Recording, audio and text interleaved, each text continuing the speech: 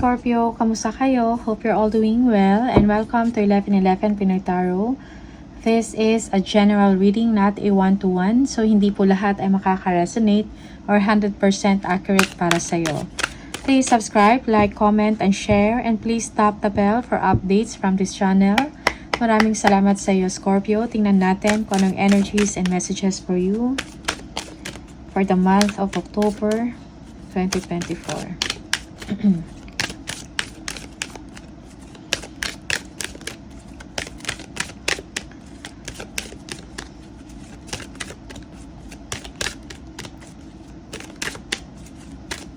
Scorpio, October 2024. Okay. The Hermit. Merong self-reflection, no? Sa inyo for the month of October, merong pagsisiyasat sa sarili. Ano yung mga susunod ninyong hakbang or gagawin, either in your business or sa work mo, or even in your relationship or business relationship, love relationship, okay?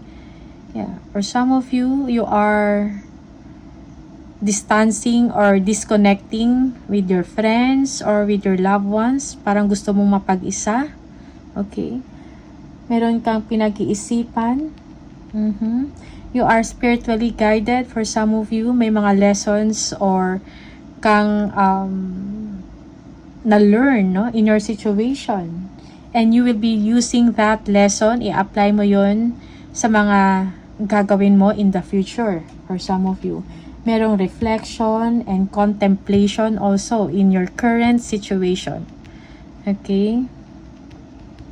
Yeah. That is for some of you. Getting to know about yourself. Okay?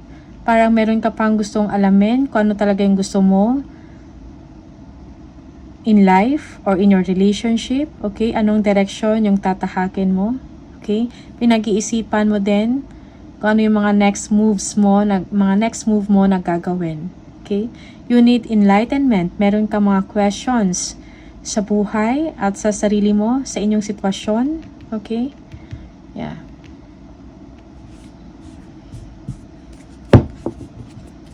Tingnan natin energies and messages for Scorpio, please. Scorpio.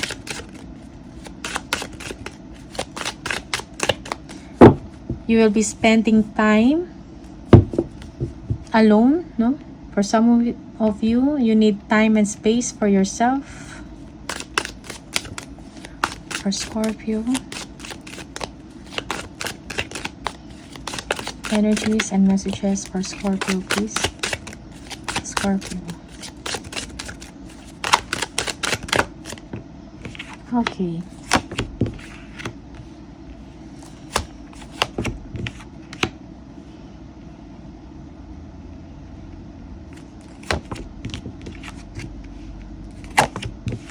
Okay, merong enlightenment na nangyari sa inyo, Scorpio, or mangyayari pa lang. Okay, this is when it comes to your relationship, whether business relationship or love relationship, or within the family members, no, or within your family. Parang nagkakaroon ng forgiveness, nagkakaroon ng renewal in the relationship. For some of you, parang ayaw mo magdesisyon about a certain person. Okay? Pero na-realize mo na it's going to be a blessing blocker for you. Okay? So you choose to understand the situation or the other person. Yeah. Merong sense of contentment and pride sa inyo, Scorpio. Okay?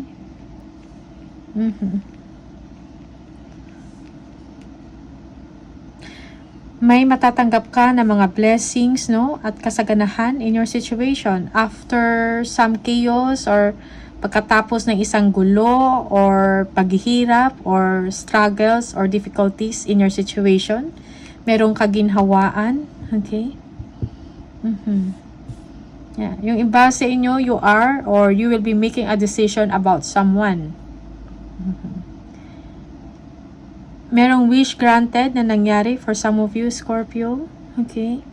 Merong happiness. It's like yung concern ninyo about a certain situation or about a certain person parang nawala. Okay? At napalitan ng bagong pag-asa, napalitan ng understanding and harmony in the situation. Something like that. Okay? Parang ito yung energy ninyo. The Devil.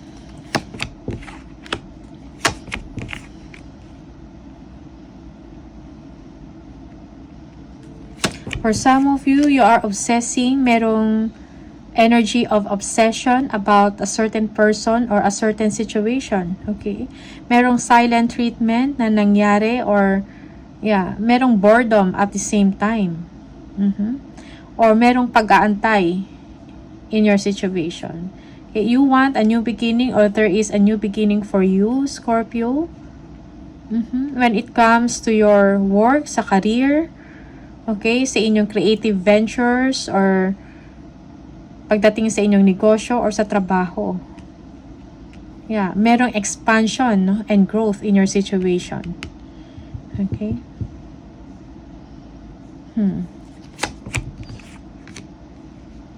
For some of you, emotionally, you feel trapped about a certain situation, a situation na parang hindi maganda para sa'yo.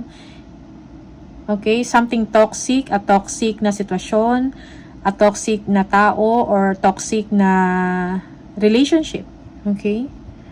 But you are embarking a new endeavor when it comes sa money, when it comes sa wealth, or sa trabaho, or sa business. Okay? Fortune will be on your way, or fortune is on its way to you, Scorpio. Just focus on your goals and your target. You need to be compassionate for some of you towards people. Okay?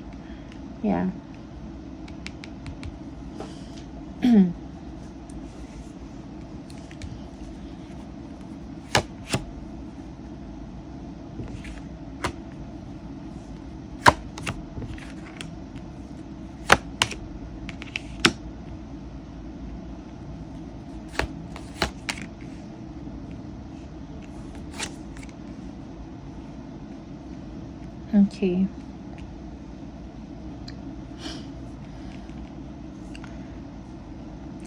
Meron kayong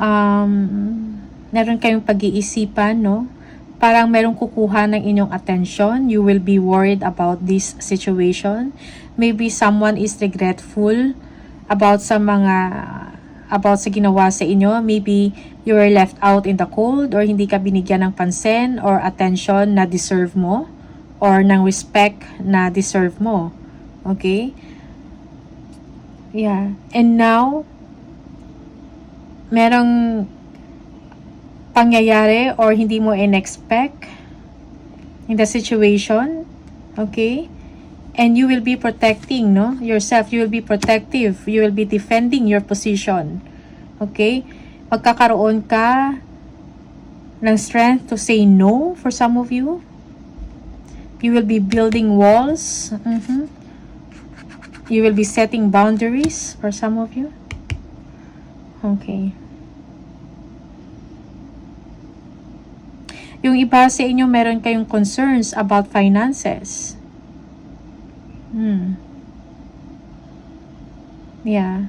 Parang lagi kang nag-worry or pinag-iisipan mo to how to advance, okay? Or paano maging successful or maging maayos ang inyong sitwasyon. May mga changes na kailangan mangyari or may mga kailangang dapat baguhin sa inyong, maybe sa inyong sarili or sa inyong attitude, okay? For some of you, okay? Pero merong resistance sa part ninyo, Scorpio. Just take what resonates for you and leave the rest kung hindi para sa'yo.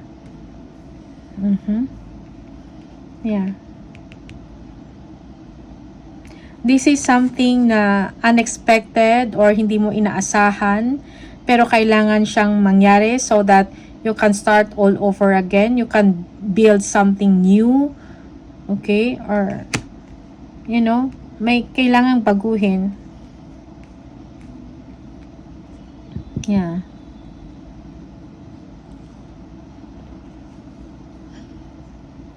Maybe this is about toxicity, no? Na kailangang buwagin. Okay?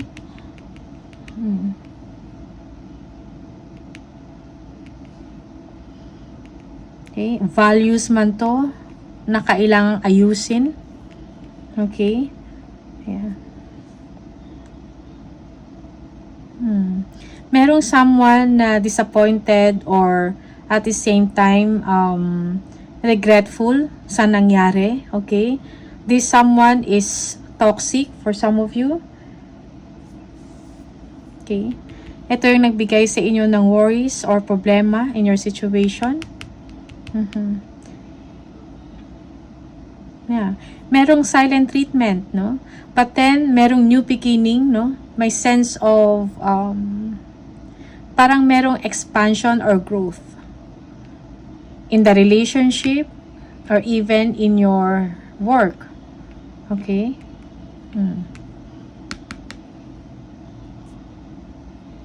Yeah. Tingnan natin.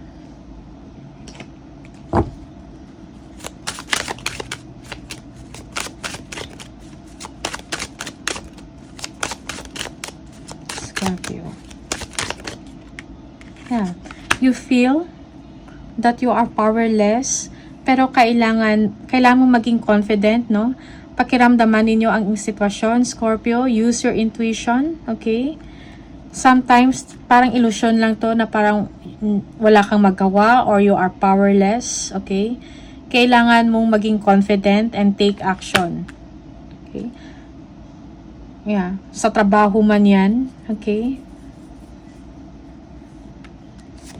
Or sa isang relationship. Yeah. Okay. For some of you, you are a hardworking person, okay? You will be ambitious, you will be focusing on your work. May mga bagong projects na darating sa inyo at bibigyan nito ng aksyon. Magbibigay ito ng pagkakataon for you to earn more, okay?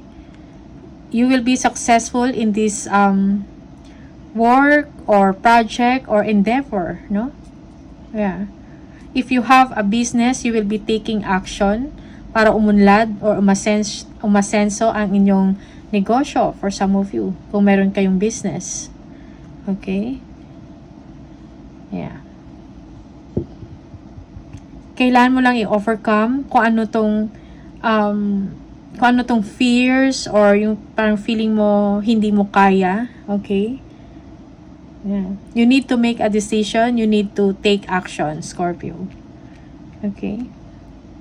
Just take what resonates for you, but these are the energy. Merong toxic na situation or relationship or tao na nasa paligid ninyo. Okay? This person is regretful.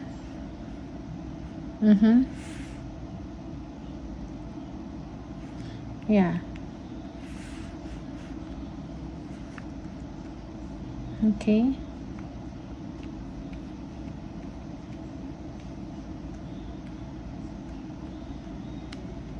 But despite of that, good things will come to you, most especially when it comes to your finances. Okay? Yeah. When it comes to your material wealth or when it comes to your business, merong kaunlaran at tagumpay na mangyari. Okay? May mga kailangan lang baguhin sa isang sitwasyon or sa isang sistema, may kailangang buwagin para makapag-umpisa uli. To be able to make a new system that is secure, that is something stable, no? This is to protect yourself, to defend yourself also. You are gaining the strength to say no to someone or to a situation na hindi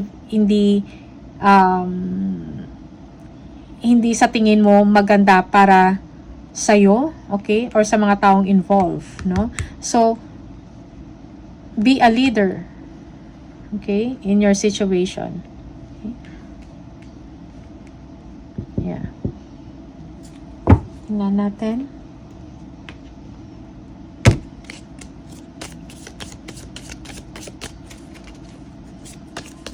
Scorpio. Gavel. Involvement with the law. Okay. For some of you, yeah, merong issues about legalities, no?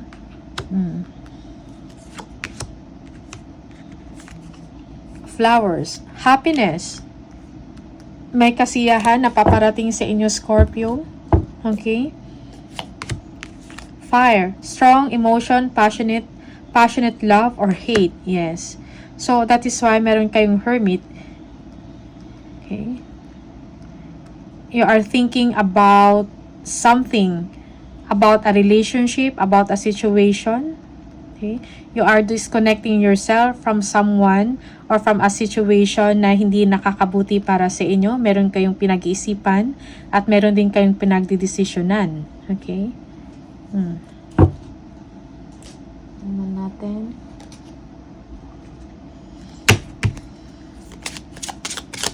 Meron ding mga realization in the situation for you, Scorpio. May mga kailangang baguhin when it comes to attitude, okay? Or mga beliefs, no? Mga paniniwala.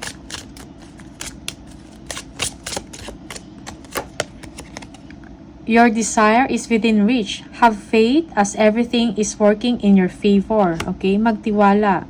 Trust the process, trust the universe that everything will be working in your favor. Emotional healing. As your heart heals of old emotional pain, you receive new blessings and love. Okay? As you are healing, meron kayong matatanggap na support at pagmamahal sa paligid ninyo. Okay? May mga blessings na darating para sa'yo. Perfect timing. This is the right time for you to move forward. Yes. So, move forward. Okay? Let go of toxic situation, toxic people, or toxic relationship. Focus. Okay? You need to gain strength, no? And courage to move forward.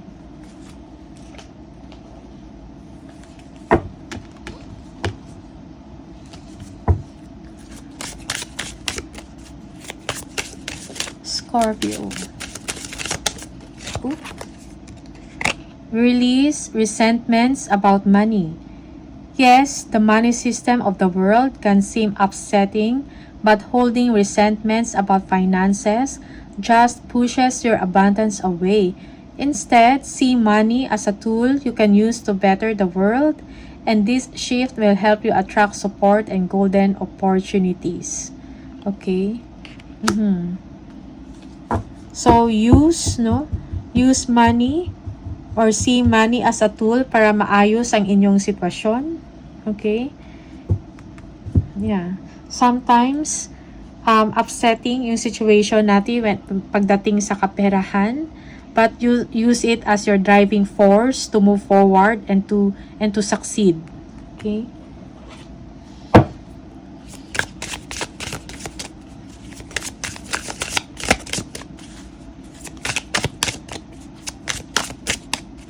Scorpio.